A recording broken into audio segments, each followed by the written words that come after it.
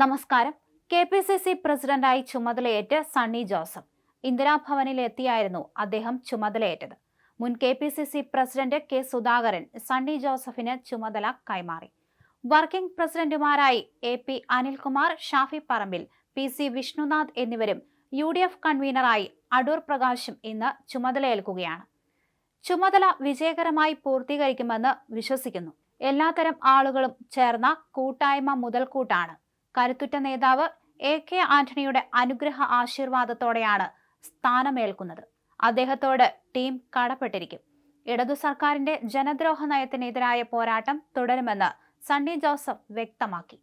UDFനെയും കോൺഗ്രസിനെയും ശക്തിപ്പെടുത്തുന്നതിനോടൊപ്പം എല്ലാ ജനവിഭാഗങ്ങളെയും കൂട്ടിയിണക്കാൻ കഴിഞ്ഞാൽ സണ്ണി ജോസഫിന് മികച്ച വിജയം നേടാനാകുമെന്ന് AK ആന്റണി ആശംസിച്ചു. പുതിയ നേതൃത്വം കഴിഞ്ഞ ദിവസം മുൻ മുഖ്യമന്ത്രിമാരായ ഉമ്മൻചാണ്ടിയുടെയും K. കരുണാകരന്റെയും സ്മൃതി മണ്ഡപത്തിലെത്തി പുഷ്പാർച്ചന നടത്തിയിരുന്നു.